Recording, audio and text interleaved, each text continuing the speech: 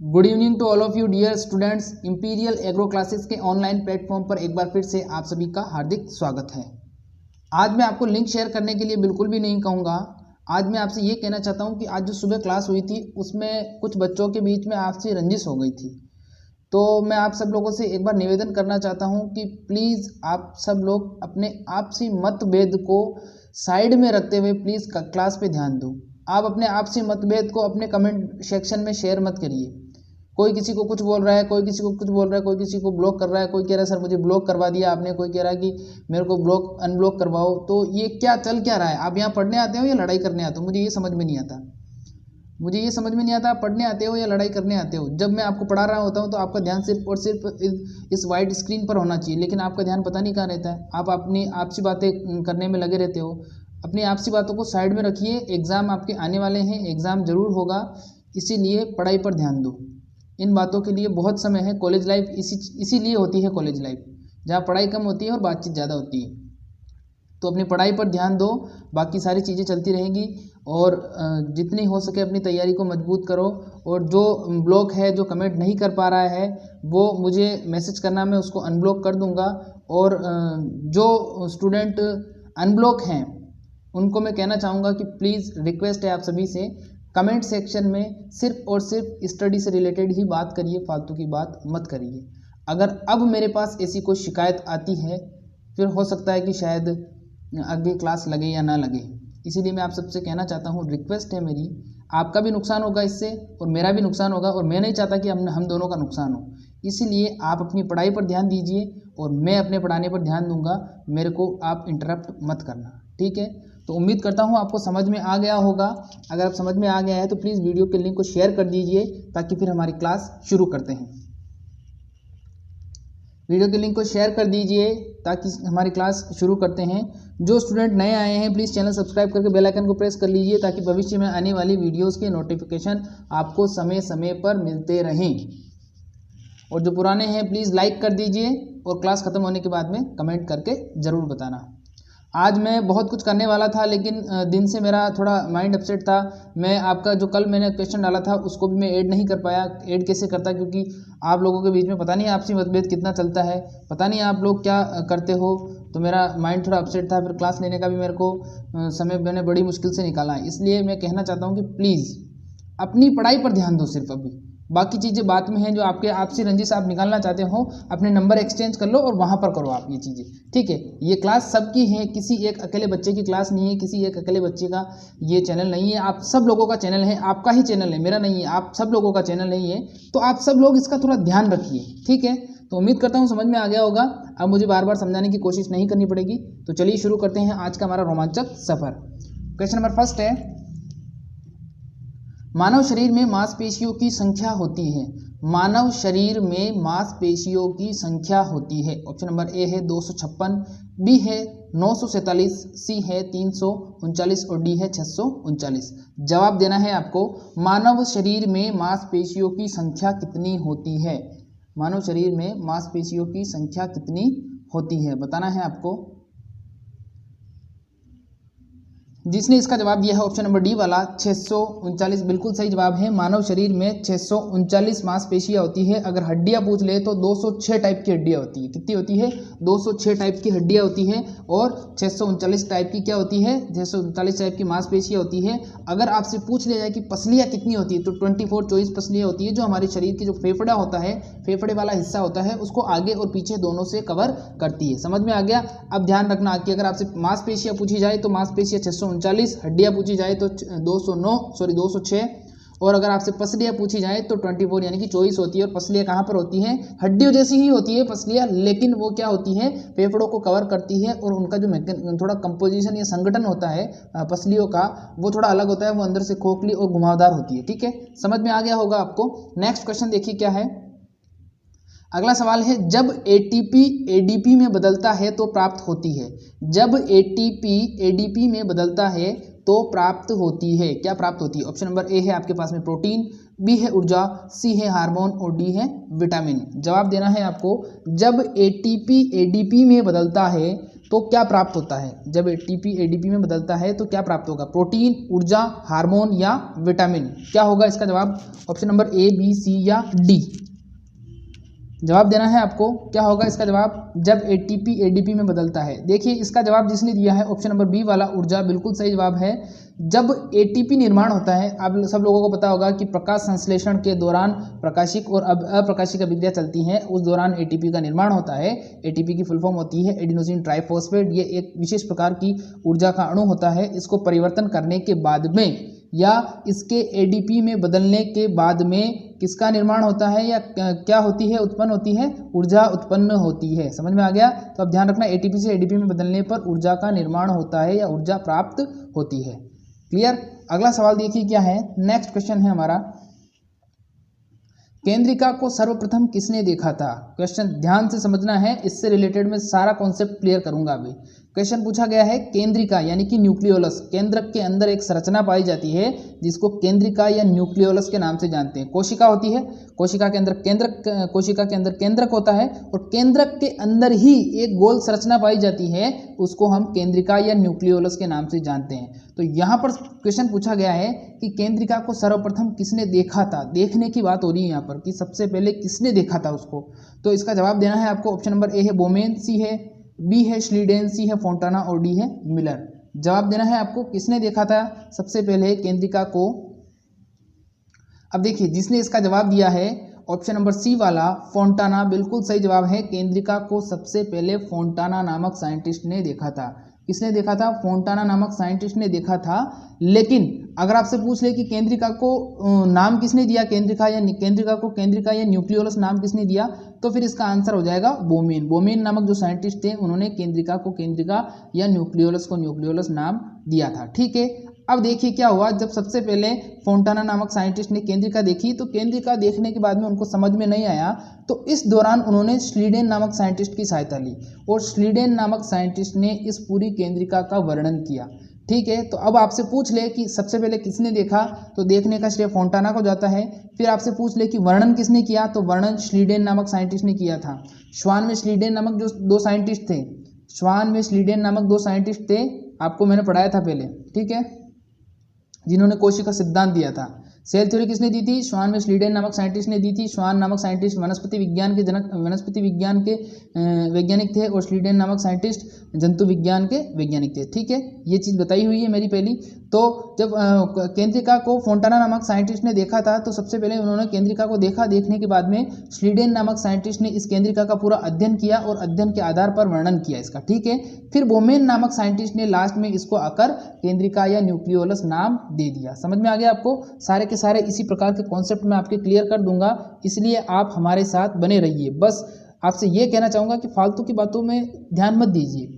अभी जो आपका टाइम है वो गोल्डन टाइम है, ये आपके लिए बहुत ही ज़्यादा ज़रूरी है। अगर आप अभी फालतू चीज़ों में अपना ध्यान लगाओगे तो उससे आप भटक सकते हो। इसीलिए फालतू की बातों को छोड़िए और सिर्फ पढ़ाई से रिलेटेड ही बात अपने कमेंट सेक्शन में करिए। समझ में आ गया? नेक्स्ट क्वेश्चन देखिए क्या है। अगला सवाल है हमारा, ध्यान से समझना है इस क्वेश्चन को, बहुत ही खतरनाक, बहुत ही इंपॉर्टेंट क्वेश्चन है। ठीक है, क्वेश्चन पूछा गया है, डीएनए में ग्वानिन और एडेनिन का कितना प्रतिशत होता है? डीएनए में ग्वानिन और एडेनिन का कितना प्रतिशत होता है? आप सब लोगों को पता है डीएनए इसका मतलब होता है डीऑक्सीराइबोस न्यूक्लिक अम्ल। इसमें जो पिरिमिडीन क्षारक होते हैं वो होते हैं एडेनिन, ग्वानिन, थाइमिन और साइटोसिन। 4 प्रकार के क्षारक होते हैं, आप सब लोगों को पता है 4 प्रकार के क्षारक होते हैं, एडेनिन, ग्वानिन, थाइमिन और साइटोसिन। अब एडेनिन किससे जुड़ा होता है? एडेनिन जुड़ा होता है थाइमिन से 2 हाइड्रोजन बंध के द्वारा, और जो साइटोसिन जुड़ा होता है वो ग्वानिन से जुड़ा होता है 3 हाइड्रोजन बंध के द्वारा। ये सब लोगों को पता है, ये आप सब लोगों को पता होगा। लेकिन अब नया क्वेश्चन बन के आया है। क्वेश्चन ये बन के आया है कि जब ग्वानिन और एडेनिन होता है, जो ग्वानिन और एडेनिन होता है वो कितना प्रतिशत होता है? तो एडेनिन ऑप्शन नंबर ए है आपके पास में, adenine 20%, guanine 34%। Option number B है आपके पास में, एडेनिन 30% और ग्वानिन 20%। ऑप्शन नंबर सी है एडेनिन 30% और ग्वानिन 50%। और ऑप्शन नंबर डी है एडेनिन 39% और ग्वानिन 66%। जवाब देना है आपको, डीएनए में ग्वानिन और एडेनिन का कितना प्रतिशत होता है? डीएनए में ग्वानिन और एडेनिन का कितना प्रतिशत होता है? ए, बी, सी, डी। अब जिसने इसका जवाब दिया है, कोई दिक्कत नहीं, गलत है तो गलत, कोई बात नहीं, लेकिन आप आंसर देते रहो बस, ठीक है। तो जिसने इसका बी वाला जवाब दिया है बिल्कुल सही जवाब है। जब डीएनए में जब डीएनए का हम जो क्षारकों का प्रतिशत निकालते हैं तो उसमें 30% तो एडेनिन होता है और 20% ग्वानिन होता है। 30% क्या होगा, एडेनिन होगा, और 20% ग्वानिन होगा। समझ में आ गया। तो अब ध्यान रखना, आगे से एडेनिन का प्रतिशत होता है 30% और ग्वानिन का परसेंट होता है 20% और एडेनिन का होता है 30%। थोड़ा मिसप्रिंट हो गया है, आगे एडेनिन को और ग्वानिन को आना चाहिए था, लेकिन कोई बात नहीं, लेकिन जानकारी दी है वो बिल्कुल सही है, ठीक है, समझ में आ गया। नेक्स्ट क्वेश्चन है, लक्षणों की सम्मिलित वंशानुगति क्या कहलाती है। मतलब लक्षणों की सम्मिलित रूप से वंशानुगति, जब लक्षण सम्मिलित रूप से एक पीढ़ी से दूसरी पीढ़ी में जाते हैं तो इस चीज को किस नाम से जाना जाता है। ऑप्शन नंबर ए है सहलग्नता, बी है उत्परिवर्तन, सी है प्रभाविता और डी है समायोजन। क्या होगा इसका जवाब, जवाब दीजिए। लक्षणों की सम्मिलित रूप से वंशानुगति क्या कहलाती है, सहलग्नता, उत्परिवर्तन, प्रभाविता या समायोजन। क्या होगा इसका जवाब, जवाब दीजिए। सहलग्नता, उत्परिवर्तन, प्रभाविता या समायोजन, क्या होगा इसका जवाब, लक्षणों की सम्मिलित वंशानुगति। जिसने इसका जवाब दिया है ऑप्शन नंबर ए वाला बिल्कुल सही जवाब है। लक्षणों की सम्मिलित रूप से वंशानुगति, लक्षणों की सम्मिलित रूप से वंशानुगति सहलग्नता के नाम से जानी जाती है। किस नाम से जानी जाती है, सहलग्नता के नाम से जानी जाती है। अब ध्यान से समझना, इससे रिलेटेड क्वेश्चन और बता रहा हूं मैं आपको। अगर आपको पूछ ले कि लक्षणों की सम्मिलित रूप से वंशानुगति की खोज या सहलग्नता की खोज किसने की, तो इसका जवाब देना है आपको बेटसन और पुनेट नामक साइंटिस्ट ने। बेटसन और पुनेट नामक जो साइंटिस्ट थे, उन्होंने सबसे पहले लक्षणों की सम्मिलित रूप से वंशानुगति यानी कि सहलग्नता की खोज की थी। किसके अंदर की थी, तो उसका जवाब देना है आपको जंगली मटर, जंगली जो मटर था उसके अंदर की थी। फिर उस जंगली मटर वहां पर लिखा हुआ नहीं आया और उसकी जगह आपका वैज्ञानिक नाम लिखा हुआ आ गया, तो लेथाइटस ओडोरेटस जवाब देना है आपको। क्या देगो, क्या जवाब दोगे, लेथाइटस ओडोरेटस जवाब दोगे, ठीक है। वापस से समझा देता हूं, सहलग्नता की खोज बेटसन और पुनेट नामक साइंटिस्ट ने की थी लेथाइटस ओडोरेटस, जिसको जंगली मटर कहते हैं, उसके अंदर।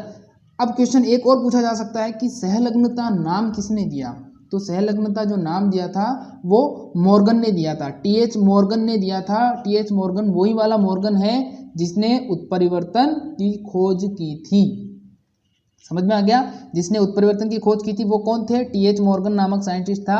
और इस टीएच मॉर्गन ने सहलग्नता यानी कि लिंकेज नाम दिया था। इस चीज का ध्यान रखना, कंफ्यूजन होगा। अगर आपसे पूछ ले कि उत्परिवर्तन की खोज किसने की थी, तो उत्परिवर्तन की खोज की थी टीएच मॉर्गन ने। सहलग्नता की खोज किसने की थी, तो सहलग्नता की खोज की थी हमारे बेटसन और पुनेट नामक साइंटिस्ट ने, जंगली मटर जिसको लेथाइटस ओडोरेटस के नाम से जाना जाता है।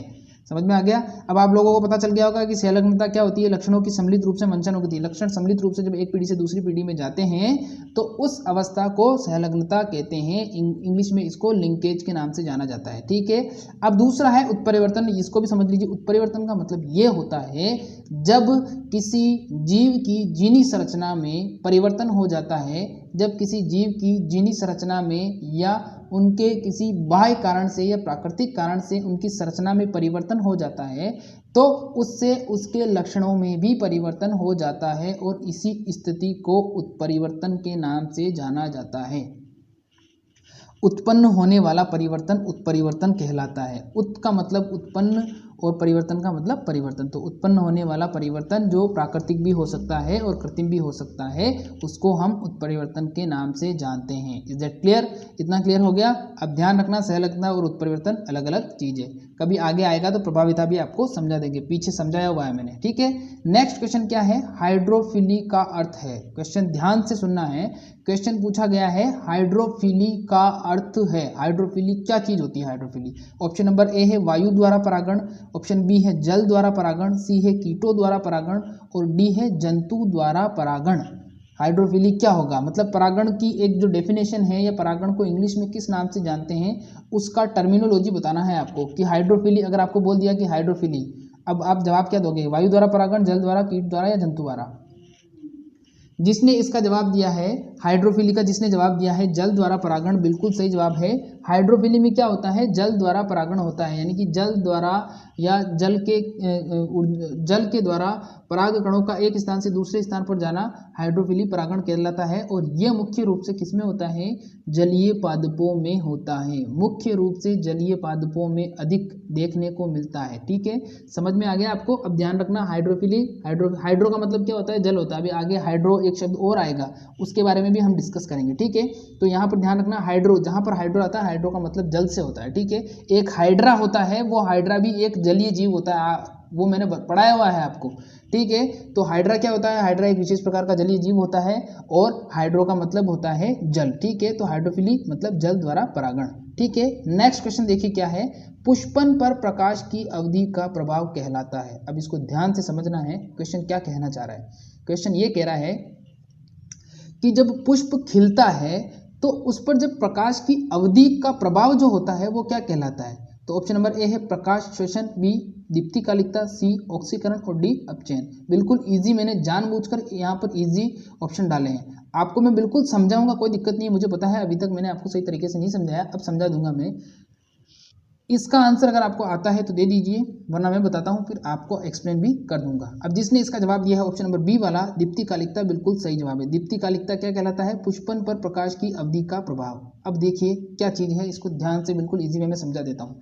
पुष्पन का प्रकाश की अवधि का मतलब ये होता है कि जब पुष्प बन रहा है, आपका पुष्प बनने के पश्चात पुष्प खिल रहा है, तो उस खिलते समय पुष्प को कितनी प्रकाश की अवधि की ज़रूरत है, उसी अवधि को हम दीप्तिकालिकता या प्रदीप्तिकालिकता के नाम से जानते हैं। कुछ पुष्प ऐसे होते हैं जो सूर्य की कम रोशनी में ही या सूर्य की रोशनी का जो समय होता है वो कम समय में ही खिल जाते हैं। कुछ पुष्प ऐसे होते हैं जो सूरज की अधिक रोशनी चाहिए, जिनको अधिक समय तक सूरज की रोशनी की ज़रूरत होती है। और कुछ पुष्प ऐसे होते हैं जिनको मतलब बहुत कम सूरज की रोशनी चाहिए होती है। ठीक है, तो ये चीज़ कहलाती है दीप्तिकालिकता। समझ में आ गया आपको, दीप्तिकालिकता या प्रदीप्तिकालिकता एक ही चीज़ है। पुष्पन पर प्रकाश की अवधि का प्रभाव, पुष्प बनने पर या पुष्प खिलने पर जब प्रकाश की अवधि का प्रभाव पड़ता है तो वो प्रदीप्तिकालिकता कहलाता है। ऑप्शन नंबर बी इसका सही आंसर हो जाएगा। नेक्स्ट क्वेश्चन देखिए क्या है, अगला सवाल है, ईस्ट कोशिका में मिलता है, ईस्ट कोशिका में पाए जाने वाला विटामिन बताना है आपको। ऑप्शन नंबर ए है विटामिन ए, बी, सी या डी। ईस्ट कोशिका में कौन सा विटामिन मिलता है या कौन सा विटामिन पाया जाता है, विटामिन ए, बी, सी या डी, या ईस्ट के द्वारा कौन सा विटामिन बनाया जा सकता है, ए, बी, सी या डी। क्या होगा इसका जवाब, ईस्ट कोशिका में जिसने इसका जवाब दिया है ऑप्शन नंबर बी वाला विटामिन बी, बिल्कुल सही जवाब है विटामिन बी। ईस्ट कोशिका से संबंधित कौन सा विटामिन है, क्वेश्चन किसी भी प्रकार से पूछ सकता है वो आपसे। वो ये भी पूछ सकता है कि विटामिन बी का संबंध निम्न में से किस जीव से है या किस कोशिका से, तो ईस्ट कोशिका से है। ठीक है, वो आपसे ये भी विटामिन बी का वो आपको रासायनिक नाम भी दे सकता है, तो राइबोफ्लेविन ध्यान रखना है आपको। ठीक है, तो राइबोफ्लेविन भी क्या करता है, ईस्ट कोशिका, राइबोफ्लेविन के निर्माण में भी ईस्ट कोशिका सहायक होती है और विटामिन बी के निर्माण में भी ईस्ट कोशिका सहायक होती है, या इनका संबंध सीधा सीधा विटामिन बी से होता है, ईस्ट कोशिका से होता है। क्लियर हो गया इतना। कल बताया था मैंने कि ईस्ट कोशिका किसका निर्माण करती है, तो राइबोफ्लेविन का निर्माण करती है। अब यहाँ पर विटामिन बी का निर्माण करती है, ध्यान रखना इस चीज़ का। ठीक है, अगला सवाल देखिए क्या है, नेक्स्ट क्वेश्चन है, आरएनए को परख नली का मतलब होता है टेस्ट ट्यूब, आरएनए को टेस्ट ट्यूब या परख नली में सर्वप्रथम बनाने वाले वैज्ञानिक थे। आरएनए को परख नली या सर्वप्रथम टेस्ट ट्यूब में बनाने वाले वैज्ञानिक थे। ऑप्शन नंबर ए है बोमेन, बी है स्लीडेन, सी है फोंटाना और डी है एस ओकोवा। जवाब देना है आपको, आरएनए को परख नली में सर्वप्रथम बनाने वाले वैज्ञानिक थे। आरएनए को परख नली में सर्वप्रथम बनाने वाले वैज्ञानिक थे। कौन कौन से वैज्ञानिक थे, बोमेन थे, स्लीडेन थे, फोंटाना थे या एस ओकोवा थे। क्या होगा इसका जवाब, आरएनए को परख नली में बनाने वाले वैज्ञानिक। जिसने इसका जवाब दिया है ऑप्शन नंबर डी वाला एस ओकोवा, बिल्कुल सही जवाब है। आरएनए यानी कि राइबोज न्यूक्लिक अम्ल, राइबोज न्यूक्लिक अम्ल, इसको परख नली में बनाया जा सकता है और इसको परख नली में सर्वप्रथम बनाने का कार्य किया था एस ओकोवा नामक साइंटिस्ट ने। एस ओकोवा नामक साइंटिस्ट थे, उन्होंने सर्वप्रथम आरएनए का संश्लेषण किया था टेस्ट ट्यूब या परख नली के अंदर। ठीक है, क्लियर है इतना। नेक्स्ट क्वेश्चन देखिए क्या है, अगला सवाल है हमारा, नारियल का फल होता है, नारियल का फल होता है रियल और नारियल। रियल बताना है, नारियल बताना है। अभी यहाँ पर नारियल का फल कैसा होता है? बेरी होता है, ड्रुप होता है, नट होता है या सरस होता है?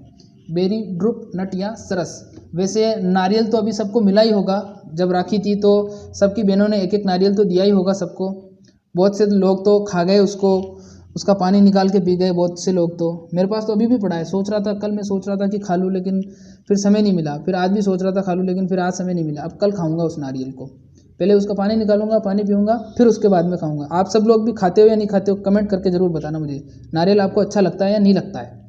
ठीक है, तो नारियल का फल, जिसने इसका जवाब दिया है ऑप्शन नंबर बी वाला, बिल्कुल सही जवाब है। नारियल का फल कौन सा होता है? नारियल का फूल होता है ड्रुप। क्या होता है? ड्रुप। अब ड्रुप को हिंदी में क्या कहते हैं? ड्रुप को हिंदी में अस्थिल के नाम से जाना जाता है। किसके नाम से जाना जाता है? अस्थिल के नाम से जाना जाता है। लेकिन इसका एक शब्द और है जो आपको अभी तक मैंने बताया नहीं है।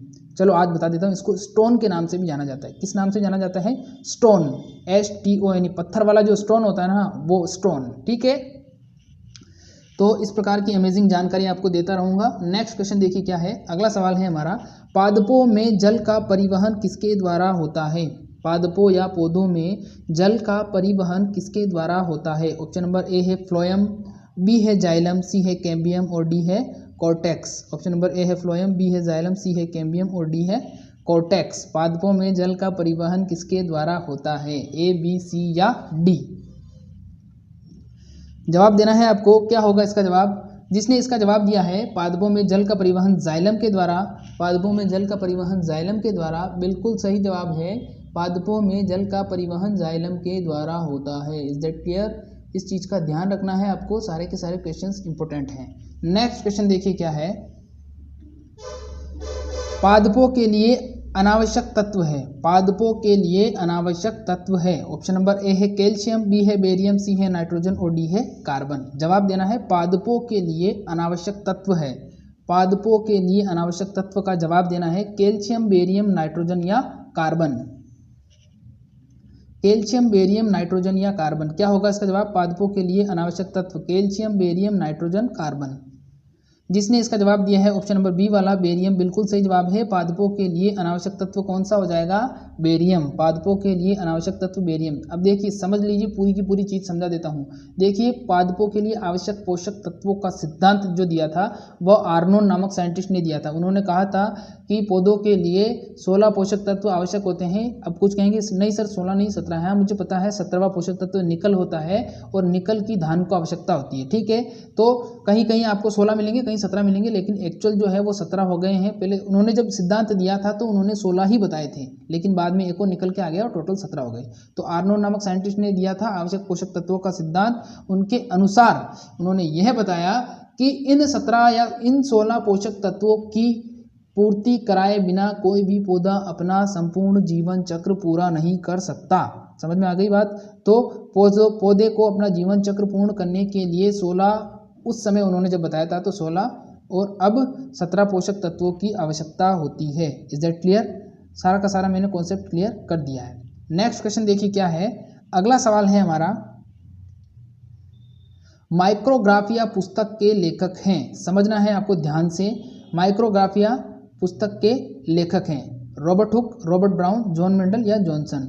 जवाब देना है माइक्रोग्राफिया पुस्तक के लेखक हैं कौन है? ए, बी, सी या डी? माइक्रोग्राफिया पुस्तक के लेखक Robert Hooke, Robert Brown, John Mendel या Johnson. Robert Hooke, Robert Brown, John Mendel या जॉनसन। जिसने इसका जवाब दिया है रॉबर्ट हुक, बिल्कुल सही जवाब है। अब देखिए समझिए, माइक्रोग्राफिया जो पुस्तक है वो किस पर लिखी गई है? वो लिखी गई है कोशिका और कोशिका से संबंधित जितनी भी संपूर्ण जानकारी है जो उस समय रॉबर्ट हुक ने खोजी थी, उन सभी को उन्होंने एक पुस्तक में लिखा और उस पुस्तक का नाम उन्होंने रखा माइक्रोग्राफिया। माइक्रोग्राफिया में कोशिका और कोशिका से संबंधित जितनी भी जानकारी है उसको उसमें लिखा गया है। और लिखने वाले जो शख्स थे वो रॉबर्ट हुक थे, जिन्होंने कोशिका की खोज 1665 में लकड़ी की कोर्क में की थी और वो कोशिका उस समय मृत थी। लेकिन उसके कुछ समय पश्चात एंटोनी वॉन ल्यूवेनहॉक ने 1672 में एक जीवित कोशिका की खोज की। और ये खोज उन्होंने किसमें की थी? जो दांत खुरचने वाला, दांत साफ करने वाला होता है उसके अंदर। तो ठीक है, पूरी जानकारी मैंने दे दी है। ठीक है, नेक्स्ट क्वेश्चन देखिए क्या है। अगला सवाल है हमारा, नेक्स्ट क्वेश्चन है एनीमोफिली का अर्थ है। एनीमोफिली का अर्थ है, एनीमोफिली का अर्थ बताना है। ऑप्शन नंबर ए है वायु द्वारा परागण, बी है जल द्वारा परागण, सी है कीटों द्वारा परागण, डी है जंतु द्वारा परागण। अब मैंने जब पहले बताया था आपको तो हाइड्रोफिली बताया था। हाइड्रोफिली में मैंने क्या बताया था, हाइड्रोफिली का मतलब होता है जल के द्वारा परागण करना, जलीय पौधों में जल के द्वारा परागण होना हाइड्रोफिली के नाम से जाना जाता है। अब यहाँ पर क्वेश्चन पूछा गया है एनिमोफिली। एनिमोफिली का मतलब क्या होगा, एनिमोफिली का मतलब जिसने ऑप्शन नंबर ए जवाब दिया है वायु द्वारा परागण, बिल्कुल सही जवाब है। जिन्होंने गलत जवाब दिया है कोई दिक्कत नहीं है, कुछ क्वेश्चन में बहुत लेटेस्ट लेके आता हूँ जो आपको बहुत मदद करते हैं, ठीक है। तो एनिमोफिली का अर्थ क्या हो जाएगा, एनिमोफिली का अर्थ हो जाएगा वायु के द्वारा परागण करना एनिमोफिली कहलाता है। वायु के द्वारा परागण होना, पौधों में वायु के द्वारा पराग कणों का एक स्थान से दूसरे स्थान पर जाना एनिमोफिली के नाम से जाना जाता है, ठीक है। अगला सवाल देखिए क्या है, नेक्स्ट क्वेश्चन है हमारा, पुष्प के जनन अंग हैं, पुष्प के जनन अंग, यहाँ पर आपको बताना है पुष्प के जनन अंग कौन कौन से हैं। ऑप्शन नंबर ए है पुमंग और जायांग, बी है दलपुंज, सी है बाह्य दलपुंज और डी है उपरोक्त सभी। जवाब देना है, पुष्प के जनन अंग की बात हो रही है, सिर्फ और सिर्फ जनन अंग नर और मादा की यहाँ पर बात हो रही है। पुमंग और जायांग, दलपुंज, बाह्य दलपुंज और उपरोक्त सभी। क्या होगा इसका जवाब, क्या होगा इसका जवाब देना है आपको ए बी सी और डी, पुष्प के जनन अंग। जिसने ऑप्शन नंबर ए जवाब दिया है पुमंग और जायांग, बिल्कुल सही जवाब है। पुष्प के जनन अंग कौन कौन से होते हैं, पुष्प के जनन अंग होते हैं पुमंग और जायांग। पुमंग का मतलब होता है नर भाग और जायांग का मतलब होता है मादा भाग, ठीक है। तो पुष्प के जनन अंग कौन कौन से हो गए, पुष्प के जनन अंग हो गए पुमंग और जायांग, ठीक है। अगला सवाल देखिए क्या है, नेक्स्ट क्वेश्चन है हमारा, मशरूम होता है, मशरूम होता है, मशरूम क्या चीज है। ऑप्शन नंबर ए है परजीवी, बी मृतोपजीवी, सी पैरासाइट और डी कोई नहीं। जवाब देना है मशरूम एगरिकस बाइस्पोरस, संजीवनी बूटी। परजीवी, मृतोपजीवी, पैरासाइट या कोई नहीं, ए बी सी और डी। क्या होगा इसका जवाब, मशरूम, परजीवी, मृतोपजीवी, पैरासाइट या कोई नहीं। जिसने इसका जवाब दिया है पर मृतोपजीवी, बिल्कुल सही जवाब है। मशरूम क्या होता है, मशरूम मृतोपजीवी होता है। मशरूम क्या होता है, मशरूम एक मृतोपजीवी होता है। क्या होता है, मृतोपजीवी, मतलब मृत पदार्थों के ऊपर उगने वाला या मृत पदार्थों के ऊपर जीवित रहने वाला मशरूम कहलाता है। मशरूम के बारे में एक लेटेस्ट जानकारी दे देता हूँ कि उत्तराखंड और हिमाचल प्रदेश और जम्मू कश्मीर का जो इलाका है वहाँ पर जंगलों में मशरूम की एक ऐसी किस्म पाई जाती है जिसकी तस्करी होती है, और वो मशरूम इतनी पौष्टिक और इतनी मतलब उनमें इतना गुण होता है कि वो लोगों को लंबे समय तक जवान बनाए रखने में मदद करती है।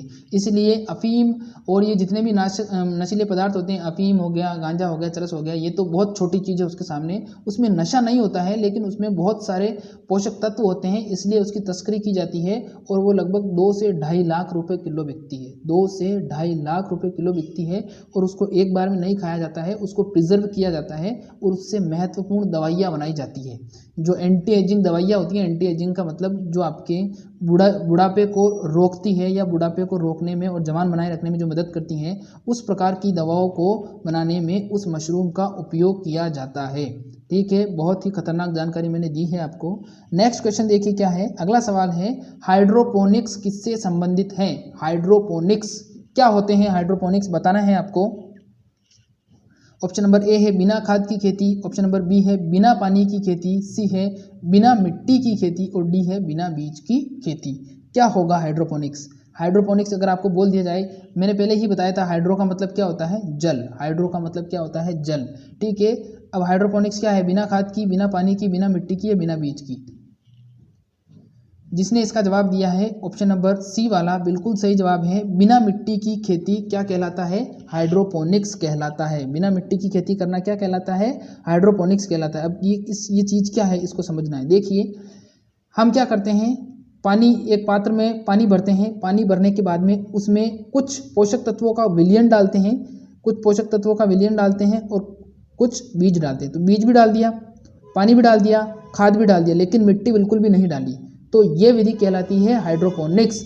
मतलब सिर्फ और सिर्फ पोषक तत्वों के जलीय विलयन में जल के साथ बीज को उगाकर पौधा उगाना क्या कहलाता है, हाइड्रोपोनिक्स कहलाता है। और इसमें मिट्टी का बिल्कुल भी रोल नहीं होता है, मिट्टी बिल्कुल भी नहीं होती है, मिट्टी की भूमिका बिल्कुल भी नहीं होती है। क्लियर है इतना। बहुत ही खतरनाक क्वेश्चन है, इंपॉर्टेंट क्वेश्चन है। आईसीआर और बीएचयू में अक्सर ऐसे सवाल आते रहते हैं। जो कॉन्सेप्ट वाले सवाल होते हैं ना, वो ICR में और BHU में अक्सर ऐसे आते रहते हैं, तो आप इनके कॉन्सेप्ट को ध्यान से समझ लीजिए और क्लियर करते रहिए। नेक्स्ट क्वेश्चन देखिए क्या है। अगला सवाल है, एक पूर्ण पुष्प में पाए जाते हैं, एक पूर्ण पुष्प में क्या क्या पाए जाते हैं। ऑप्शन नंबर ए है पुमंग और जायांग, ऑप्शन नंबर बी है दलपुंज, सी है बाय दलपुंज और डी है उपरोक्त सभी। जवाब देना है, एक पूर्ण पुष्प में कौन कौन से अंग पाए जाते हैं। पुमंग, जायांग, दलपुंज और बाय दलपुंज। क्या होगा इसका जवाब। जवाब देना है, एक पूर्ण पुष्प में क्या क्या पाए जाएंगे। जिसने इसका जवाब दिया है पूर्ण पुष्प का उपरोक्त सभी, बिल्कुल सही जवाब है, डी वाला ऑप्शन सही हो जाएगा। एक पूर्ण पुष्प में पुमंग भी होता है, जायांग भी होता है, दलपुंज भी होता है, बाय दलपुंज भी होता है। ठीक है, इन चारों को पुष्प का चक्र कहा जाता है। इन चारों को क्या कहा जाता है, पुष्प चक्र के नाम से भी जाना जाता है। और इन चारों में से किसी एक भी अंग की कमी होने पर पुष्प पूर्ण रूप से विकसित नहीं हो पाता है, क्योंकि ये इसका नर भाग है, ये इसका मादा भाग है, और ये दलपुंज और बाय दलपुंज पर क्या होते हैं, ये पूरा का पूरा विकसित होता है या पूरा का पूरा सेट होता है, ये इनके आधार होता है। इसलिए इसको पूर्ण पुष्प के लिए पुमंग, जायांग, दलपुंज और बाय दल की जरूरत होती है। क्लियर है। नेक्स्ट क्वेश्चन देखिए क्या है। नेक्स्ट है, निम्न में से कौन सा कारक रंध्र के खुलने और बंद होने को प्रभावित करता है। निम्न में से कौन सा कारक रंध्र के खुलने और बंद होने को प्रभावित करता है। ध्यान से समझना है। क्वेश्चन को अभी 4-5 दिन पहले ही मैंने सॉल्व करवाया था, मुझे इंपॉर्टेंट लगा इसलिए मैंने आज इसको वापस से इंक्लूड किया है। ऑप्शन नंबर ए है प्रकाश, बी है ताप, सी है जल की मात्रा और डी है उपरोक्त सभी। ठीक है, अब यहाँ पर क्वेश्चन पूछा गया है कौन सा कारक रंध्र के खुलने और बंद होने को प्रभावित करेगा। अब देखिए, रंध्र कैसे खुलेगा कैसे बंद होगा, इसका जवाब आप सब लोग जानते हो कि सभी है, लेकिन सभी कैसे है इस चीज को समझिए। जब प्रकाश क्या होगा, प्रकाश की तीव्रता होगी, प्रकाश की तीव्रता होगी तो तापमान बढ़ेगा, तापमान बढ़ेगा तो इस दौरान क्या होगा, इस दौरान जो जल की मात्रा है वो क्या होगी, ज़्यादा वाष्पोत्सर्जित होगी। क्या होगी, ज़्यादा वाष्पोत्सर्जित होगी। तो जल की मात्रा को बाहर जाने के लिए रंध्र खुलेंगे, रंध्र खुलेंगे और रंध्र बंद भी होंगे। जब जल की मात्रा कम हो जाएगी, प्रकाश कम हो जाएगा, ताप कम हो जाएगा, तो रंध्र बंद भी हो जाएंगे। तो जब प्रकाश तापमान बढ़ जाता है, प्रकाश बढ़ा तो तापमान बढ़ा, तापमान बढ़ते ही रंध्र खुले। रंध्र क्यों खुले, क्योंकि जल की मात्रा का वाष्पोत्सर्जन होना है। ठीक है, फिर जल की कमी हो गई या प्रकाश कम हो गया, ताप कम हो गया, तो वापस से रंध्र बंद हो जाते हैं। ठीक है, इज दैट क्लियर, इतना समझ में आ गया। अगला सवाल देखिए क्या है। नेक्स्ट क्वेश्चन है, क्लाइनफेल्टर सिंड्रोम किस स्थिति में होता है। क्लाइनफेल्टर सिंड्रोम किस स्थिति में होता है। ऑप्शन नंबर ए है आपके पास में गुणसूत्र संख्या में बढ़ोतरी, दूसरा है गुणसूत्र संख्या में कमी, तीसरा है गुणसूत्र का विभाजन होना और ऑप्शन नंबर चौथा है लिंग गुणसूत्र की कमी। जवाब देना है, क्लाइनफेल्टर सिंड्रोम किसके कारण होता है। क्लाइनफेल्टर सिंड्रोम किसके कारण होता है। ऑप्शन नंबर ए, बी, सी या डी। गुणसूत्र संख्या में बढ़ोतरी, गुणसूत्र संख्या में कमी, गुणसूत्र का विभाजन या फिर लिंग गुणसूत्र की कमी। क्या होगा इसका जवाब। जिसने इसका जवाब दिया है ऑप्शन नंबर ए वाला, गुणसूत्र की संख्या में बढ़ोतरी, बिल्कुल सही जवाब है। क्लाइनफेल्टर सिंड्रोम गुणसूत्र की संख्या में बढ़ोतरी होने पर किसी भी मनुष्य में क्लाइनफेल्टर की स्थिति पैदा हो सकती है। ये मोस्टली जब 46 की जगह 47 गुणसूत्र हो जाते हैं तो क्लाइनफेल्टर की स्थिति उत्पन्न हो जाती है।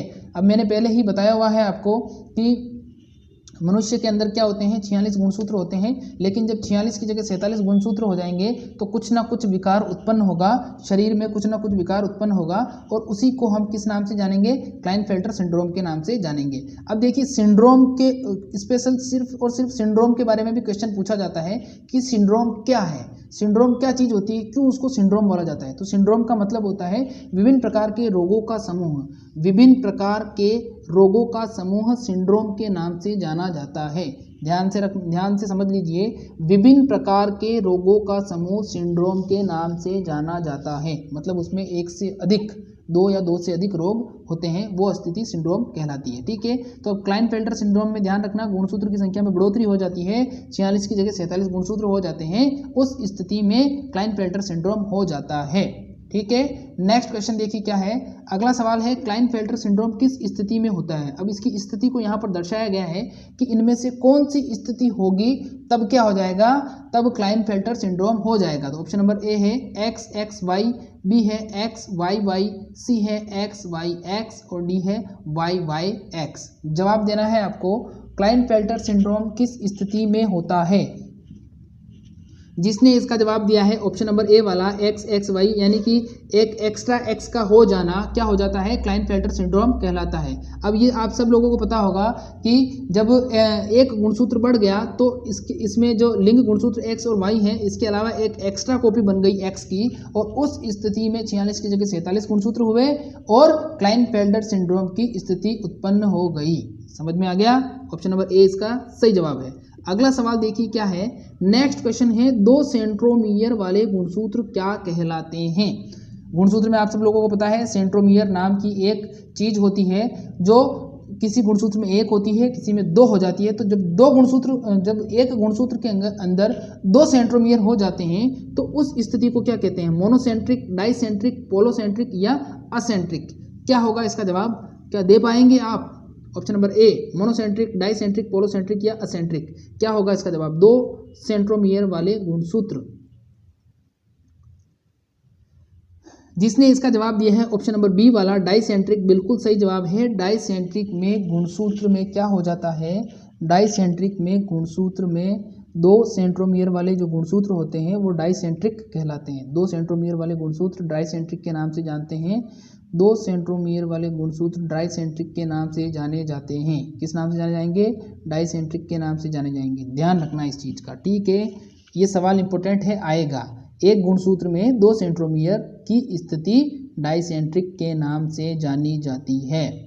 अगला सवाल देखिए क्या है, नेक्स्ट क्वेश्चन है, जेट 2008 में आया हुआ है। क्वेश्चन पूछा गया है, 2 कोशिकाओं को आपस में जोड़ने वाला पदार्थ। क्वेश्चन क्या है, 2 कोशिकाओं को आपस में जोड़ने वाला पदार्थ क्या कहलाता है? ऑप्शन नंबर ए है आपके पास में कोशिका पट, बी है मध्य पटलिका, सी है मध्य शिरा या डी है मध्य पट। क्या होगा इसका जवाब? कोशिकाओं को आपस में जोड़ने का कार्य कौन करता है, ए, बी, सी या डी? ए, बी, सी या डी। क्या होगा इसका जवाब? 2 कोशिकाओं को आपस में जोड़ने वाला पदार्थ। जिसने इसका जवाब दिया है ऑप्शन नंबर बी वाला मध्य पटलिका, बिल्कुल सही जवाब है। 2 कोशिकाओं को आपस में जोड़ने का कार्य मध्य पटलिका के द्वारा किया जाता है। अब ये जो मध्य पटलिका होती है इसको इंग्लिश में हम मिडिल लेमिला के नाम से जानते हैं। तो वहाँ पर मध्य पटलिका ना लिखा आए और मिडिल लेमिला आ जाए तो उस पर आपको टिक मार्क करना है, यानी कि उस ऑप्शन वाले गोले को आपको काला करना है, ठीक है? तो 2 कोशिकाओं को आपस में जोड़ने वाला पदार्थ क्या कहलाएगा? मध्य पटलिका या मिडिल लेमिला कहलाता है। Is that clear? समझ में आ गया आपको? तो आज के ये क्वेश्चंस थे, इतने ही क्वेश्चंस पढ़ेंगे आज। फिर से कल सुबह ठीक 11:30 बजे क्लास लगेगी एग्रीकल्चर की। कल नया टॉपिक होगा। आज मैंने जो टॉपिक करवाया था उसमें मैंने कल वाली और आज वाली क्लास मिला के मैंने आपको राइस यानी कि पेडी कंप्लीट करवा दिया है, ठीक है? अब कल हम वापस से नया टॉपिक स्टार्ट करेंगे, उसमें हम गेहूं पढ़ेंगे। तो गेहूं भी मैं 2 दिन में कंप्लीट करवा दूंगा। मैं कंटिन्यू देख रहा हूँ सुबह वाली क्लास में बच्चे नहीं आ रहे हैं, कंटिन्यू देख रहा हूँ सुबह वाली क्लास में बच्चे नहीं आ रहे हैं। आप शेयर भी नहीं कर रहे हो, कमेंट भी नहीं कर रहे हो, लाइक भी नहीं कर रहे हो। भाई क्या बात है, ऐसी कौन सी नाराजगी है? मेरे से कोई कमी है तो बताओ, मैं पूरी करूंगा। लेकिन यार शेयर तो करो, उसको शेयर करो, सब्सक्राइब करो, लाइक करो। तो उम्मीद करता हूँ आपको समझ में आ गया होगा कि मैं आपसे क्या चाहता हूँ। आप जो मेरे से चाहते हो मैं आपको उपलब्ध करवा रहा हूँ, बदले में जो मैं आपसे चाहता हूँ वो आप मेरे को नहीं दे रहे। कुछ लोग दे रहे हैं लेकिन कुछ नहीं दे रहे।